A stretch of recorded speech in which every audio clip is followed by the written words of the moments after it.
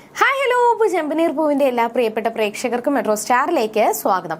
അങ്ങനെ നമ്മുടെ ചെമ്പനീർ പൂവിൽ കുറേ ദിവസം കൊണ്ട് ഒരേ ഒരു വിവാഹത്തിൻ്റെ ആ ഒരു എപ്പിസോഡ് തന്നെ ഇപ്പോൾ കാണിച്ചുകൊണ്ടിരിക്കുകയാണ്.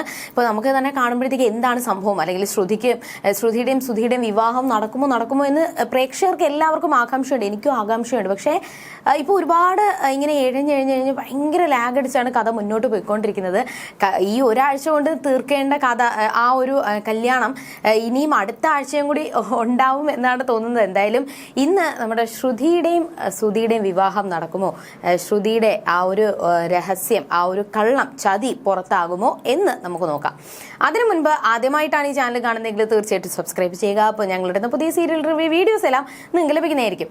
അങ്ങനെ ഭയങ്കര ഒരു പ്രതീക്ഷയോടെയാണ് സുധി നിൽക്കുന്നത്. എത്രയൊക്കെ തെറ്റ് ചെയ്താലും ഇന്ന് അത് ശ്രുതിയെയും വിവാഹം കഴിച്ച് തനിക്കൊരു നല്ലൊരു ജീവിതം തുടങ്ങാമല്ലോ എന്നൊരു ആശ സുധിക്കുണ്ട്. അങ്ങനെ ഇരിക്കുന്ന സമയത്താണ് ഇങ്ങനെ അച്ഛമ്മയും നമ്മുടെ രേവതിയുടെ അമ്മയും കൂടി ശ്രുതിയോട് പറഞ്ഞത്, ഇങ്ങനെ അച്ഛനെ വിളിക്കുക, എന്നിട്ട് അച്ഛനോട് സംസാരിക്കുക എന്നൊക്കെ പറഞ്ഞപ്പോൾ അത് ഭയങ്കര സങ്കടത്തോടെ ചന്ദ്രമതി പോയി കെട്ടിപ്പിടിക്കുകയും, അപ്പോൾ ഈ ഒരു കാര്യം കേട്ടപ്പോൾ ചന്ദ്രമതിക്ക് ദേഷ്യം വന്നു.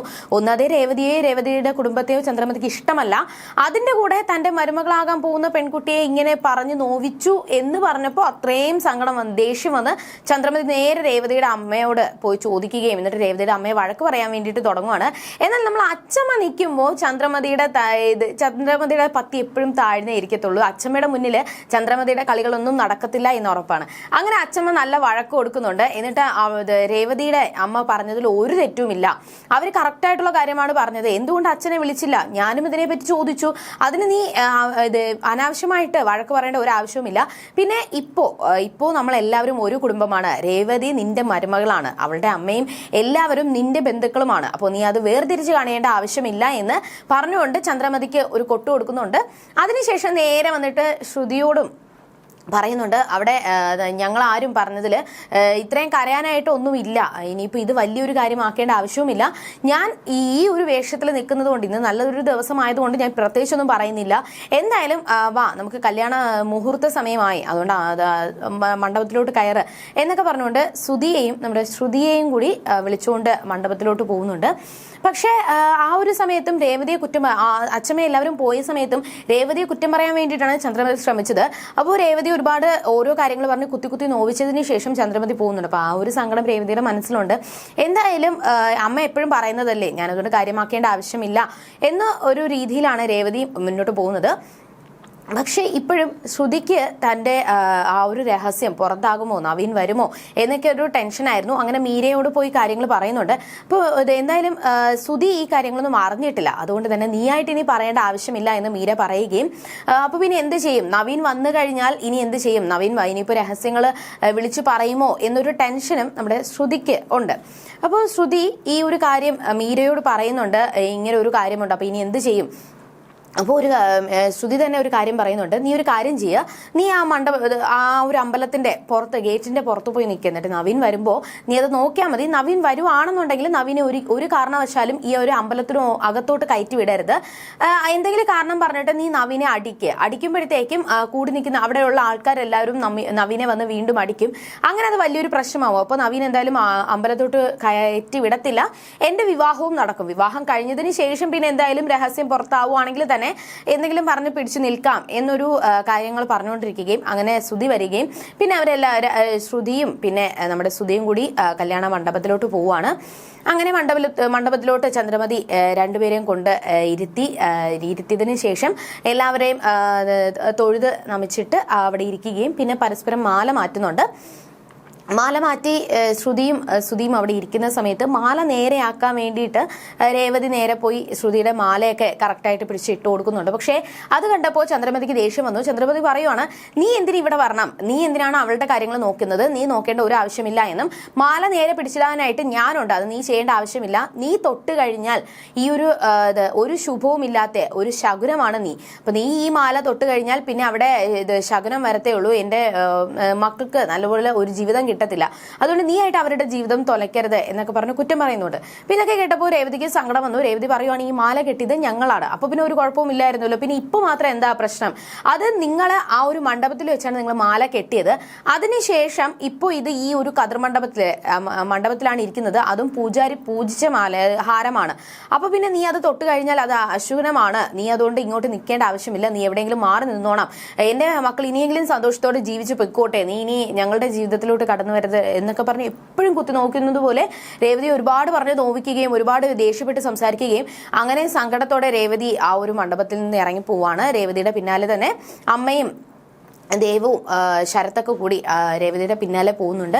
അങ്ങനെ അമ്മ ചോദിക്കുന്നുണ്ട് എന്താ സംഭവം എന്നൊക്കെ, പക്ഷേ രേവതി ഒന്നും പറയാൻ വേണ്ടിയിട്ട് തയ്യാറായില്ല, സങ്കടത്തോടെ ഇറങ്ങി പോവാണ്. ഈ ഒരു സമയത്താണ് നമ്മുടെ സച്ചിയും നവീനും കൂടി കാറിൽ വന്നുകൊണ്ടിരിക്കുകയാണ്. അപ്പൊ അതിൻ്റെ ഇടയിൽ നവീൻ ഫോണിൽ കൂടെ പറയുന്നുണ്ട്, ഇന്ന് ഞാൻ ലോഡ്ജിൽ കറക്റ്റ് സമയത്തിന് എത്തും, ഞാൻ അവളെ കൊണ്ടുവന്നിരിക്കും, ഇന്നത്തോടു കൂടി ഞാൻ അവളുടെ ആ ഒരു അഹങ്കാരമെല്ലാം തീർത്തു കൊടുക്കും, എൻ്റെ ആശ കഴിഞ്ഞതിന് ശേഷം പിന്നെ നീ ആരാണെന്ന് വെച്ചോ ഞാൻ അവളെ വലിച്ചെറിയും എന്നൊക്കെ പറഞ്ഞ് ഒരുപാട് ശ്രുതിയെയാണ് നവീൻ പറയുന്നത് എന്നൊരു കാര്യം സച്ചിക്ക് അറിയത്തില്ല.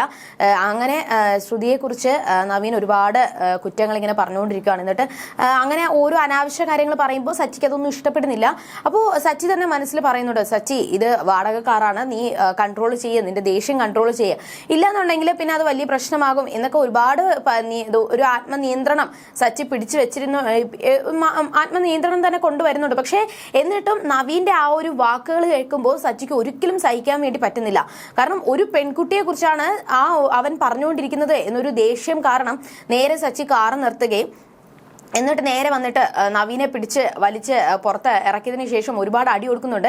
എന്നിട്ട് ഞാൻ ഒറ്റ തന്തയ്ക്ക് പിറന്നതാണ്, അപ്പൊ നീ ഇങ്ങനെയൊന്നും പറയേണ്ട ആവശ്യമില്ല എന്നും, അതൊരു പെൺകുട്ടിയാണ്, നിന്റെ അമ്മയും പെങ്ങളെയും നീ ഇങ്ങനെ പറയുമോ, അല്ലെങ്കിൽ അവരെ നീ ഇങ്ങനെ നോവിക്കുമോ, ഞാൻ ഒരു സ്ത്രീകളെയും കുറിച്ചും അനാവശ്യമായിട്ട് ഒരു കാര്യങ്ങളും പറയാറില്ല എന്ന് സച്ചി അവിടെ പറയുന്നുണ്ട്. എന്നിട്ട് എന്റെ സഹോദരിയാണെങ്കിലും എല്ലാവരും ആണെങ്കിലും ഞാൻ അവരെ ഇപ്പൊ ആരാണെങ്കിലും ഞാൻ അവരെ സ്വന്തം സഹോദരിയെ പോലെ അവരെ ബഹുമാനിക്കും, പക്ഷെ നിനക്ക് ആ ഒരു ബഹുമാനമില്ല, അതുകൊണ്ട് മേലാൽ നീ ആരെയും ഉപദ്രവിക്കാൻ പാടില്ല, ഒരു പെൺകുട്ടിയെ പോലും നീ ഉപദ്രവിക്കാൻ പാടില്ല എന്നൊക്കെ പറഞ്ഞുകൊണ്ട് നവീനെ ഒരുപാട് പൊതിരെ നമ്മുടെ സച്ചി അടിക്കുന്നുണ്ട്. അങ്ങനെ അവസാനം അടികൊണ്ട് നവീൻ അവിടെ നിന്ന് പേടിച്ച് ഓടി രക്ഷപ്പെടുവാണ്. നവീന്റെ പിന്നാലെ സച്ചിയും വെച്ച് പിടിക്കുന്നുണ്ട്. പക്ഷെ പകുതി ദൂരം എത്തിയപ്പോൾ രവീന്ദ്രൻ വിളിച്ചിട്ട് സച്ചി നീ എവിടെയാണ്, മുഹൂർത്ത സമയമായി, നീ എന്നിട്ട് എവിടെ പോയി കിടക്കുവാണ് എന്നൊക്കെ പറഞ്ഞപ്പോൾ അവിടെ ഒരാളെ കണ്ടുവെന്നും ഇങ്ങനെ ഓട്ടം വന്ന ആള് ഇങ്ങനെയൊക്കെ പറഞ്ഞു, ഞാൻ അയാളെ അടിച്ചു എന്നൊക്കെ വിശദീകരിച്ച് സച്ചി പറയുന്നുണ്ട്. അപ്പോൾ നീ അവന്റെ പിറകെ പോകേണ്ട ഒരു ആവശ്യമില്ല, നീ എത്രയും പെട്ടെന്ന് വരാൻ നോക്ക്, ഇവിടെ മുഹൂർത്ത സമയമായി എന്നൊക്കെ പറഞ്ഞുകൊണ്ട് അവസാനം നവീനെ വെറുതെ വിട്ടിട്ട് സച്ചി നേരെ കതിർ മണ്ഡപത്തിലോട്ട് പോവാണ്. പക്ഷേ ഈ ഒരു സമയത്ത് അവിടെ രേവതി ഭയങ്കര സങ്കടത്തിലാണ്. തൻ്റെ അമ്മയും സഹോദരനും ഒക്കെ പറയുന്നുണ്ട്, നീ ഇത്രയും നാൾ അവിടെ എങ്ങനെയാണ് ജീവിച്ചത് എന്ന് ഞങ്ങൾക്ക് മനസ്സിലായി, പക്ഷേ ഇനിയിപ്പോൾ മോൾ എന്ത് ചെയ്യാനാണ്, അല്ലെങ്കിൽ മോള് പോട്ടെ, കരയണ്ട എന്നൊക്കെ പറയുമ്പോഴും അവിടെ ശരത്തും ദേവുവിനും ഇതൊന്നും സഹിക്കാൻ പറ്റുന്നില്ല. അപ്പോൾ എന്തായാലും ഞാൻ അവരോട് ഇത് പോയി ചോദിക്കും എന്ന് പറഞ്ഞ് ശരത്തും ദേവും കൂടി ചന്ദ്രമതിയോട് കാര്യങ്ങൾ ചോദിക്കാൻ വേണ്ടിയിട്ട് പോവാണ്. പക്ഷേ അവിടെ രേവതി തടഞ്ഞതിന് ശേഷം ചോദിക്കേണ്ട ആവശ്യമില്ല, നീ ഇപ്പോൾ അമ്മയോട് പോയി ഈ കാര്യങ്ങൾ ചോദിച്ചു കഴിഞ്ഞാൽ ഉറപ്പായിട്ടും ഇപ്പോൾ അമ്മയോട് പറയണ്ട, അച്ഛനോടാണെങ്കിലും ആരോടാണെങ്കിലും ചോദിച്ചു കഴിഞ്ഞാൽ ഉറപ്പായിട്ടും അച്ഛനത് സങ്കടം വരും, അച്ഛൻ നേരെ അമ്മയോട് പോയി ചോദിക്കും, പിന്നെ അവിടെ വഴക്കാവും, അവസാനം ഈ കല്യാണത്തിന് എന്തെങ്കിലും പ്രശ്നങ്ങൾ വരും, അതുകൊണ്ട് നീ ഒന്നും പറയേണ്ട ആവശ്യമില്ല, ഇത് ഇങ്ങനെ തന്നെ പൊയ്ക്കോട്ടെ, ഇത് എന്റെ വിധിയാണ് എന്നൊക്കെ പറഞ്ഞുകൊണ്ട് രേവതി ഭയങ്കര സങ്കടത്തിൽ കരഞ്ഞുകൊണ്ടിരിക്കുകയാണ്. പിന്നെ എന്തൊക്കെയായിരിക്കും സംഭവിക്കാൻ പോകുന്നത്? എന്തായാലും നമ്മൾ ഒരുപാട് പ്രതീക്ഷിച്ച കാര്യമാണ്, അല്ലെങ്കിൽ ഒരുപാട് ആഗ്രഹിച്ച ആകാംക്ഷയോടെ കാത്തിരിക്കുന്ന ഒന്നാണ് ശ്രുതിയുടെയും സുധിയുടെയും വിവാഹം. അവരുടെ വിവാഹം നടക്കുമോ നടക്കത്തില്ലേ, ഈ ഒരു താലി കെട്ടുന്നതിന് മുന്നേ ഈ ഒരു ചതി പുറത്താകുമോ ഇല്ലയോ എന്നൊക്കെയുള്ള ആ ഒരു കാര്യങ്ങൾ അറിയാനുള്ള ഒരു ആകാംക്ഷയിലാണ് എല്ലാവരും.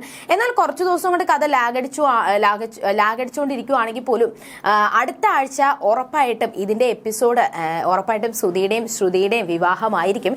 എന്നാൽ വിവാഹത്തിന് തൊട്ടു മുൻപ് എന്തായിരിക്കും സംഭവിക്കാൻ പോകുന്നത്? ഇനിയിപ്പോ പ്രേക്ഷകർക്ക് എന്താണ് തോന്നുന്നത്? ശ്രുതിയുടെ കഴുത്തിൽ താലി കെട്ടുമോ, അതോ താലി കെട്ടുന്നതിന് മുന്നേ ഈ രഹസ്യം പുറത്താകുമോ? പുറത്തായി കഴിഞ്ഞാൽ പിന്നെ ചന്ദ്രമതിയും സുധിയൊക്കെ എങ്ങനെയായിരിക്കും പെരുമാറാൻ പോകുന്നത്?